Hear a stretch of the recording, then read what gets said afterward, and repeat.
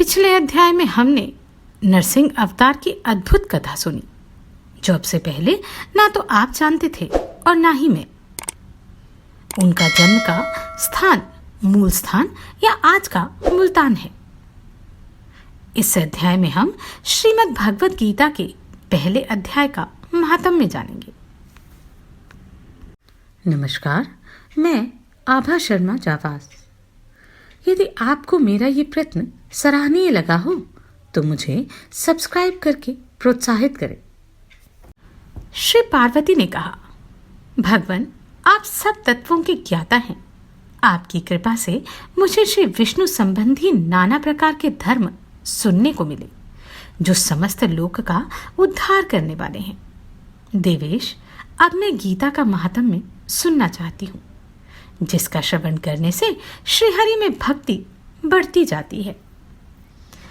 श्री महादेव जी बोले, जिनका श्री विग्रह अलसी के फूल की भांति श्याम वर्ण का है, पक्षीराज गरुड़ ही जिनके वाहन हैं, जो अपनी महिमा से कभी च्युत नहीं होते तथा शेषनाग की शैया पर शयन करते हैं, उन भगवान महाविष्णु की हम उपासना करते हैं। एक समय की बात है, मूर्दैत्य के नाशक भगवान विष्णु शेषनाग के रमणीय आसन पर सुखपूर्वक विराजमान थे। उस समय समस्त लोगों को आनंद देने वाली भगवती लक्ष्मी ने आदरपूर्वक प्रश्न किया। श्री लक्ष्मी ने पूछा, भगवान, आप संपूर्ण जगत का पालन करते हुए भी अपने ऐश्वर्य के प्रति उदासीन से होकर इस क्षीर सागर में नींद ले रहे हैं, इसका क्या कारण है? श्री भगवान बोले, सुमुखी, मैं नींद नहीं लेता, अपितु तत्व का अनुसरण करने वाली अंतर्दृष्टि के द्वारा अपने ही माहेश्वर तेज का साक्षात्कार कर रहा हूं। देवी, यह वही तेज है जिसका योगी पुरुष कुशार्ग बुद्धि के द्वारा अपने अंतःकरण में दर्शन करते हैं तथा जिसे मीमांसक विद्वान वेदों का सार तत्व निश्चित करते हैं। वह माहेश्वर तेज एक अजर प्रकाश स्वरूप आत्मरूप, रोग शोक से रहित, अखंड आनंद का पुंज, निष्पंद, निरह तथा द्वैत रहित है। इस जगत का जीवन उसी के अधीन है, मैं उसी का अनुभव करता हूँ। दिव्येश्वरी, यही कारण है कि मैं तुम्हें नींद लेता सा प्रतीत हो रहा हूँ। श्री लक्ष्मी ने कहा, ऋषिकेश, आप ही योगी पुरुषों के ध्येय हैं। आपके अतिरिक्त भी कोई ध्यान करने योग्य तत्व है? यह जानकर मुझे बड़ा कौतूहल हो रहा है। इस चराचर जगत की सृष्टि और संहार करने वाले स्वयं आप ही हैं। आप सर्वसमर्थ हैं। इस प्रकार की स्थिति में होकर भी यदि आप उस परम तत्व से भिन्न हैं, तो मुझे इसका बोध कराइए। श्री भगवान बोले, प्रिय, आत्मा का स्वरूप द्वैत और अद्वैत से पृथक, भाव और अभाव से मुक्त तथा आदि और अंत से रहित है। शुद्ध ज्ञान के प्रकाश से उपलब्ध होने वाला तथा परमानंद स्वरूप होने के कारण एकमात्र सुंदर है। यही मेरा ईश्वरीय रूप है। आत्मा का एकत्व ही सबके द्वारा जानने योग्य है। गीता शास्त्र में इसी का प्रतिपादन हुआ है। अमित तेजस्वी भगवान विष्णु के यह वचन सुनकर लक्ष्मी देवी ने शंका उपस्थित करते हुए कहा, भगवान, यदि आपका स्वरूप स्वयं परमानंदमय और मनवाणी की पहुंच के बाहर है, तो गीता कैसे उसका बोध कराती है? मेरे इस संदेह का आप निवारण कीजिए। श्री भगवान बोले, सुंदरी, सुनो, मैं गीता में अपनी स्थिति का वर्णन करता हूं। क्रमशः 5 अध्यायों को तुम 5 मुख जानो, 10 अध्यायों को 10 भुजाएं समझो तथा 1 अध्याय को उदर और 2 अध्यायों को दोनों चरण कमल मानो। इस प्रकार यह 18 अध्यायों की वाङ्मयी ईश्वरीय मूर्ति ही समझनी चाहिए। यह ज्ञान मात्र से ही महान पातकों का नाश करने वाली है। जो उत्तम बुद्धि वाला पुरुष गीता के एक या आधे अध्याय का अथवा एक आधे या चौथाई श्लोक का भी प्रतिदिन अभ्यास करता है वह सुशर्मा के समान मुक्त हो जाता है। श्री लक्ष्मी ने पूछा, देव, सुशर्मा कौन था? किस जाति का था और किस कारण से उसकी मुक्ति हुई? श्री भगवान बोले, प्रिय, सुशर्मा बड़ी खोटी बुद्धि का मनुष्य था। पापियों का तो वह शिरोमणि ही था। उसका जन्म वैदिक ज्ञान से शून्य एवं क्रूरतापूर्ण कर्म करने वाले ब्राह्मणों के कुल में हुआ था। वह न ध्यान करता था, न जप, न होम करता था, न अतिथियों का सत्कार ही किया करता था। वह लंपट होने के कारण सदा विषयों के सेवन में ही आसक्त रहता था। हल जोतता और पत्ते बेचकर जीविका चलाता था। उसे मदिरा पीने का व्यसन था तथा वह मांस भी खाया करता था। इस प्रकार उसने अपने जीवन का दीर्घकाल व्यतीत कर दिया। एक दिन मूढ़ बुद्धि सुशर्मा पत्ते लाने के लिए किसी ऋषि की वाटिका में घुस गया। इसी बीच में काल रूपधारी काले सांप ने उसे डस लिया। सुशर्मा की मृत्यु हो गई। तदनंतर वह अनेक नरकों में जा वहां की यातनाएं भोगकर मर्त्यलोक में लौट आया। यहां बोझ ढोने वाला बैल हुआ। उस समय किसी पंगु ने अपने जीवन को आराम से व्यतीत करने के लिए उसे खरीद लिया। बैल ने अपनी पीठ पर पंगु का भार ढोते हुए बड़े कष्ट से 7-8 वर्ष बिताए। एक दिन पंगु ने किसी ऊंचे स्थान पर बहुत देर तक बड़ी तेजी के साथ उस बैल को घुमाया। इससे वह थककर बड़े वेग से पृथ्वी पर गिरा और मूर्छित हो गया। उस समय वहां कौतूहलवश आकृष्ट हो बहुत से लोग एकत्रित हो गए। उस जन समुदायों में से किसी पुण्यात्मा व्यक्ति ने उस बैल का कल्याण करने के लिए उसे अपना पुण्य दान दिया। तत्पश्चात कुछ दूसरे लोगों ने भी अपने अपने पुण्य को याद करके उन्हें उसके लिए दान दिया। उस भीड़ में एक वैश्या भी खड़ी थी। उसे अपने पुण्य का पता नहीं था, तो भी उसने लोगों की देखा देखी उस बैल के लिए कुछ त्याग किया। तदनंतर यमराज के दूत उस मृत हुए प्राणी को पहले यमपुरी ले गए। वहां यह विचार कर कि यह वैश्या के दिए हुए पुण्य से पुण्यवान हो गया है, उसे छोड़ दिया। फिर वह भूलोक में आकर उत्तम कुल और शील वाले ब्राह्मणों के घर में उत्पन्न हुआ। उस समय भी उसे अपने पूर्वजन्म की बातों का स्मरण बना रहा। बहुत दिनों के बाद अपने अज्ञान को दूर करने वाले कल्याण तत्व का जिज्ञासु होकर वह उस वैश्या के पास गया और उसके दान की बात बतलाते हुए उसने पूछा, तुमने कौन सा पुण्य दान किया था? वैश्या ने उत्तर दिया, वह पिंजरे में बैठा हुआ तोता प्रतिदिन कुछ पढ़ता है, उससे मेरा अंतःकरण पवित्र हो गया है। उसी का पुण्य मैंने तुम्हारे लिए दान किया था। इसके बाद उन दोनों ने तोते से पूछा। तब उस तोते ने अपने पूर्वजन्म का स्मरण करके प्राचीन इतिहास कहना आरंभ किया। शुक बोला, पूर्वजन्म में मैं विद्वान होकर भी विद्वता के अभिमान से मोहित रहता था। मेरा राग द्वेष इतना बढ़ गया था कि मैं गुणवान विद्वानों के प्रति भी ईर्ष्याभाव रखने लगा। फिर समय अनुसार मेरी मृत्यु हो गई और मैं अनेक घृणित लोकों में भटकता फिरा। उसके बाद इस लोक में आया। सद्गुरु की अत्यंत निंदा करने के कारण तोते के कुल में मेरा जन्म हुआ। पापी होने के कारण छोटी अवस्था में ही मेरी माता पिता से वियोग हो गया। एक दिन मैं ग्रीष्म ऋतु में तपे हुए मार्ग पर पड़ा था। वहां से कुछ श्रेष्ठ मुनि मुझे उठा लाए और महात्माओं के आश्रय में आश्रम के भीतर एक पिंजरे में उन्होंने मुझे डाल दिया। वहीं मुझे पढ़ाया गया। ऋषियों के बालक बड़े आदर के साथ गीता के प्रथम अध्याय की आवृत्ति करते थे। उन्हीं को सुनकर मैं बारंबार पाठ करने लगा। इसी बीच में एक चोरी करने वाले बहेले ने मुझे वहां से चुरा लिया। तत्पश्चात इस देवी ने मुझे खरीद लिया। यही मेरा वृतांत है। जिसे मैंने आप लोगों से बता दिया। पूर्व काल में मैंने इस प्रथम अध्याय का अभ्यास किया था, जिससे मैंने अपने पाप को दूर किया। फिर उसी से इस वैश्य का भी अंतःकरण शुद्ध हुआ और उसी के पुण्य से ये द्विजश्रेष्ठ सुशर्मा भी पाप मुक्त हो गए। इस प्रकार परस्पर वार्तालाप और गीता के प्रथम अध्याय के महात्म्य की प्रशंसा करके वे तीनों निरंतर अपने अपने घर पर गीता का अभ्यास करने लगे। फिर ज्ञान प्राप्त करके वे मुक्त हो गए।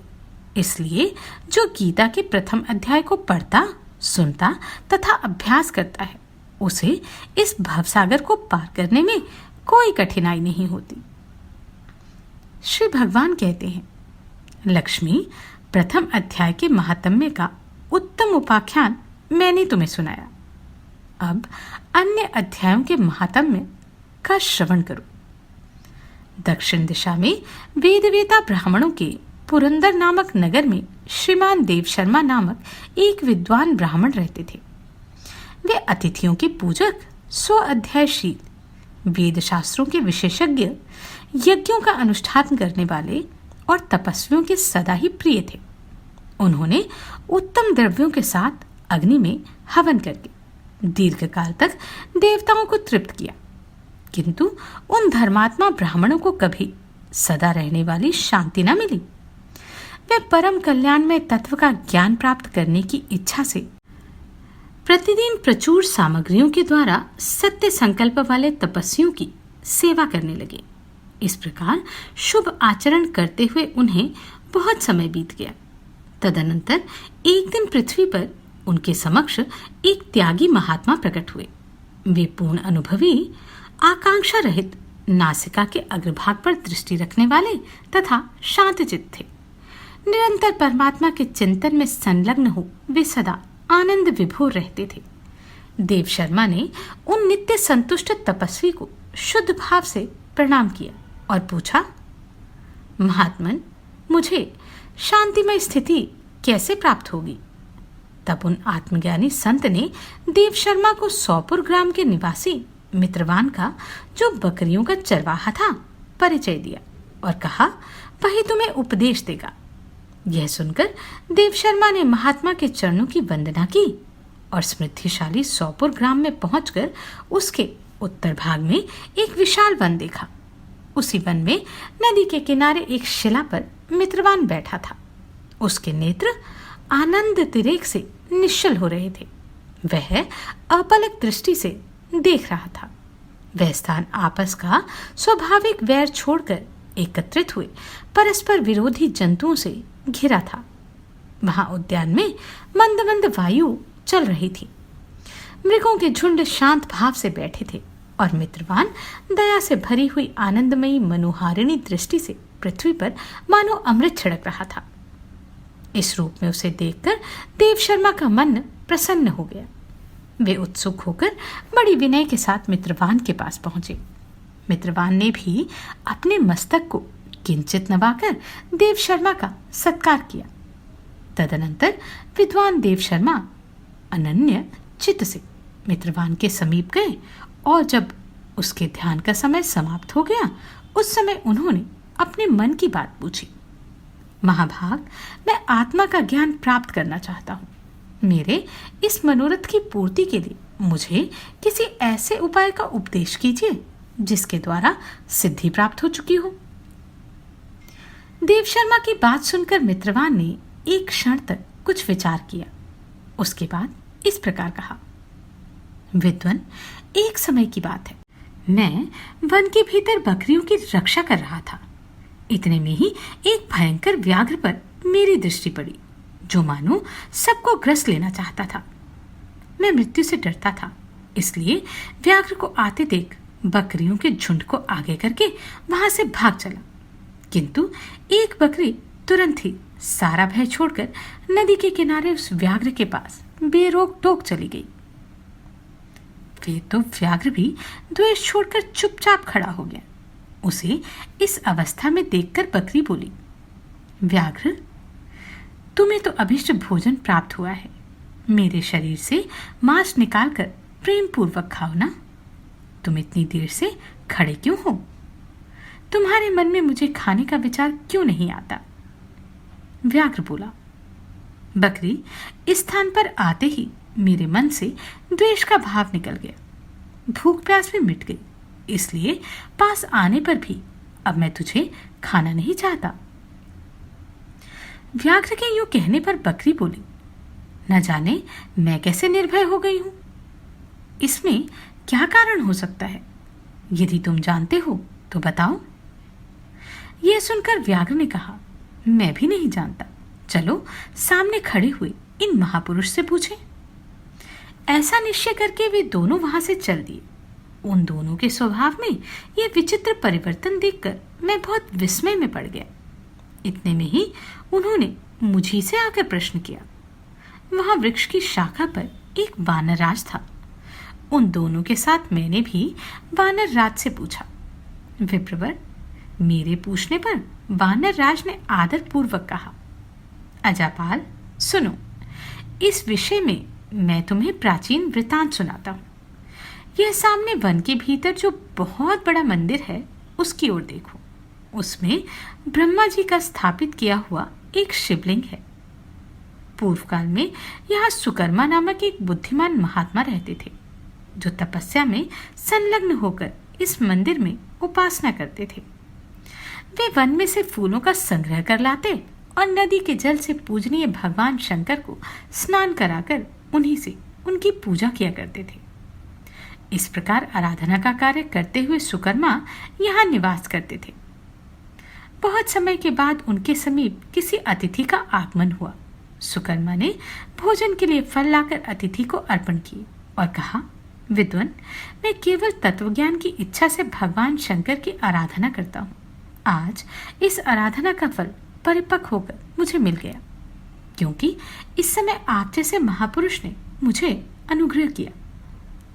सुकर्मा के यह मधुर वचन सुनकर तपस्या के धनी महात्मा अतिथि को बड़ी प्रसन्नता हुई। उन्होंने एक शिलाखंड पर गीता का दूसरा अध्याय लिख दिया और ब्राह्मण को उसके पाठ एवं अभ्यास के लिए आज्ञा देते हुए कहा, ब्राह्मण, इससे तुम्हारा आत्मज्ञान संबंधी मनोरथ अपने आप सफल हो जाएगा। यूं कहकर वे बुद्धिमान तपस्वी सुकर्मा के सामने ही उनके देखते देखते अंतर्धान हो गए।